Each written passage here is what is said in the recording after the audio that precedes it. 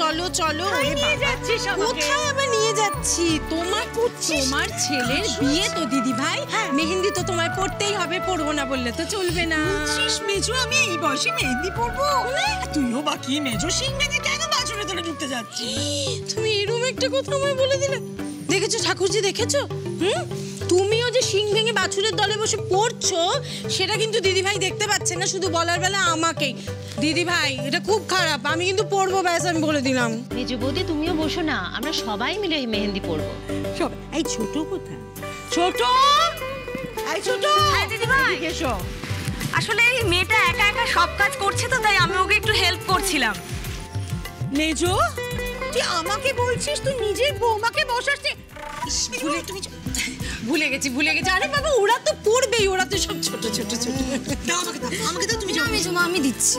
আরে আমি দিচ্ছি, কত লোক আছে সবাই মিলে হেল্প করবে আমাকে। যাও মেজমা, আমি এখন বসলে কি করে হয় বলো? কত কাজ আছে আমার, এত লোকজন, ছোট মা একা। কত কাজ, কত লোকজন, অনেক লোকজন। যাও পড়তে যাও। আর যাও। শোনা একটু দিয়ে দে না বাবু সবাইকে, কম পড়লে আবার নিয়ে আসিস ভেতর থেকে। হ্যাঁ কি বসো? তুই বস। হ্যাঁ আমি তো যাবো, বসবো সবই, তুমি বসো। কি ও এই অমৃতা, ওমা কি ভালো লাগছে, খুব ভালো। হ্যাঁ খুব ভালো। এই বাবিয়া কোথায়? ও মেহেন্দি পড়বে না? এই যে মামা আমি চলে এসেছি।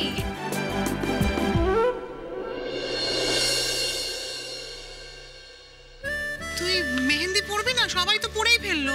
পড়বো তো, ফড়িং রওনা হয়ে যাক, আমি নিশ্চিন্ত মনে মেহেন্দি পড়ছি। আচ্ছা এই ফড়িং, তুমি মেহেন্দি পড়বে না? আমরা সবাই তো পড়ছি, তুমি পড়ে তারপর বেরিয়ে যাও। এখন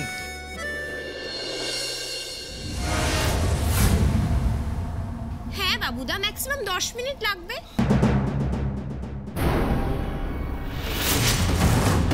মেয়েটা রওনা হচ্ছে। যা বলেছিলাম মনে আছে তো?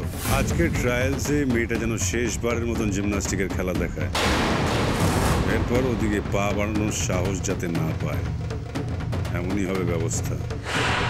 কে বললাম বোঝা গেছে? গুড, কাজে লেগে পড়ো। তাই পড়বো বাবু? একদম না ফড়িং, টাইম নষ্ট হবে। বকছি, ছেড়ে দে। এই বাবুদা দেখো বাবিয়া, এখন মেহেন্দি পড়া যাবে না, ও টাইম নেই। আর ফড়িং, এই ট্রায়ালটা সব থেকে বেশি ইম্পর্ট্যান্ট। আমার মনে হয় তোমার পুরো মনোযোগটা এটাই দেওয়া উচিত। ফড়িং, এই একটাই সুযোগ, এই সুযোগটাকে তোমায় পুরোপুরি কাজে লাগাতে হবে। বাকি সব কিছু ভুলে যাও, সব কিছু পরে হবে, কেমন? হ্যাঁ ঠিক বলেছিস, ওটা এখন অনেক বেশি দরকারি। শোন না বোন, আমি না পরে পড়বো। হ্যাঁ চল যাই এবার। 1 মিনিট ফড়িং। মা আমি আসছি। আসছিস মানে? তুই এখন কোথায় যাচ্ছিস বাবু? ওই যে ফড়িংকে নিয়ে, ও ট্রায়াল আছে না, তুমি চিন্তা করো না, ট্রায়ালটা কিন্তু বিকেলের মধ্যেই শেষ হয়ে যাবে।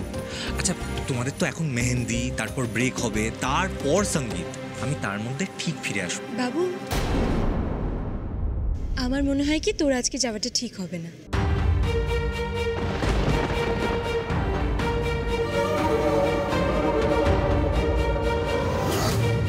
না আমি বুঝতে পারছি তুই ওর প্রতি একটু বেশি কনসার্নড, কিন্তু আজকে বাড়িতে একটা অনুষ্ঠান তো, অনেক লোকজন আসবে আর সবাই এসে তোর খোঁজ খবর করবে, তুই অন্য কাউকে পাঠিয়ে দে না। কৌশালী কিন্তু একদম ঠিক বলছে বাবু। আমি বলছি সাগর কিন্তু বাইরে গাড়িতে ওয়েট করছে, ওই ফড়িংকে দিয়ে আসুক না। তুই কেন যাচ্ছিস এখন অযথা? বাবু তোর বিয়ের অনুষ্ঠান, তুই যাস না প্লিজ।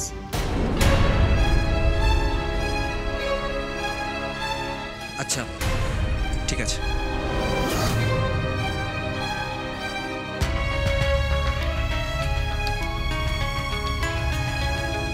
ফড়িং, আমি নেই ভেবে কিন্তু তুমি ঘাবড়ে যেও না। হ্যাঁ আমি আছি।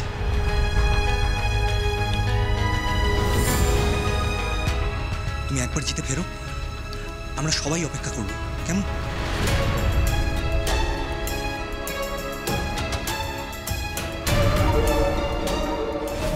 ও জিতলে যে আমাকে অনেক কিছু হারাতে হবে বাবু, তাই ফড়িং জিতলে হবে না, ও জিতবে না। মাকে যেরকম সরিয়ে দিয়েছিলাম জিমনাস্টিক থেকে, ওকেও দেব। মা, আমি ফড়িংকে একটু এগিয়ে দিয়ে আসছি।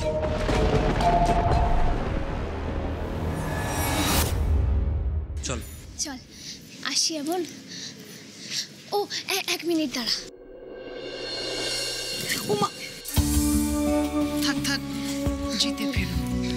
তোরা তো সবাই আমার বড়, আমাকে আজকে আশীর্বাদ করিস, আমি যেন জিততে পারি, আমার মা যেন আমার কথা জানতে পারে, আমার কাছে ছুটতে চলে আসে। আশীর্বাদ করিস তোরা সবাই আমাকে।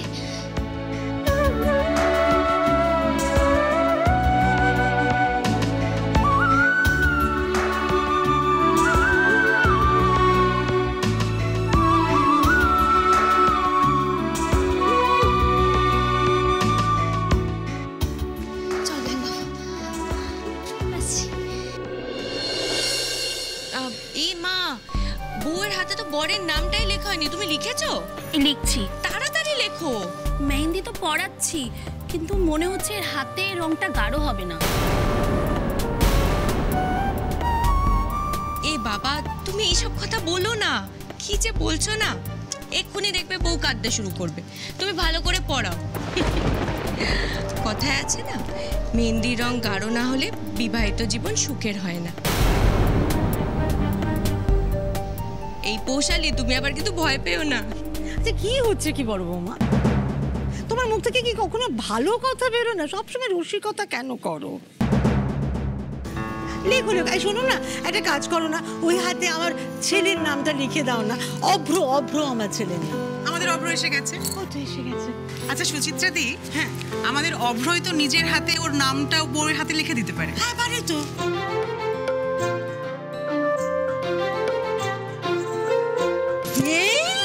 এটা তো এক্সেলেন্ট আইডিয়া, আমার তো মাথাতেই আসেনি কোনোদিনও। ঠিক ঠিক ঠিক বাবু। দেখো, আমার হাতের লেখা কিন্তু ব্যাকা।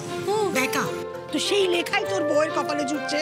হ্যাঁ তুই বস, কোনো কথা না বাড়িয়ে বস বস বস, লেখ না। চল না, বস না বাবা, লিখে নিজের হাতে, পৌশালীর হাতে তোর নামটা লেখ, আমি দেখে দু চোখ ভরাই। লেখো।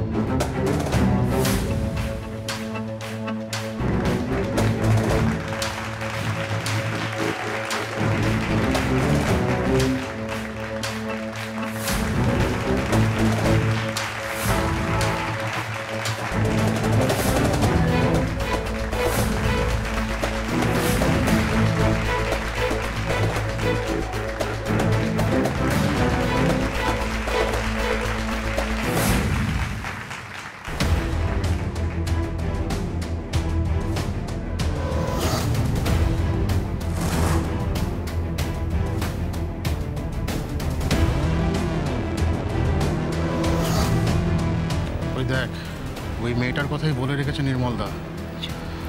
কি করতে হবে মনে আছে তো? তা আছে দাদা, তবে মেয়েটার যদি কোনো অ্যাক্সিডেন্ট হয়ে যায়? যা হওয়ার তা হবে। নির্মলদা যখন বলেছে তখন কাজটা করতে হবে। দাদা দাদা আপনি বুঝতে পারছেন না, মেয়েটা যদি কোনো বড় সড়ো অ্যাক্সিডেন্ট হয় তাহলে জীবনটা যে যাবে, আর ধরা পড়লে আমার সঙ্গে আপনার জীবনটা হবে। আগে থেকে অত কিছু ভেবে লাভ নেই, যা করার করে ফেলতো। আর মনে রাখবি, এই ইনস্টিটিউটে টিকতে গেলে নির্মলদার অবাধ্যতা করা যাবে না।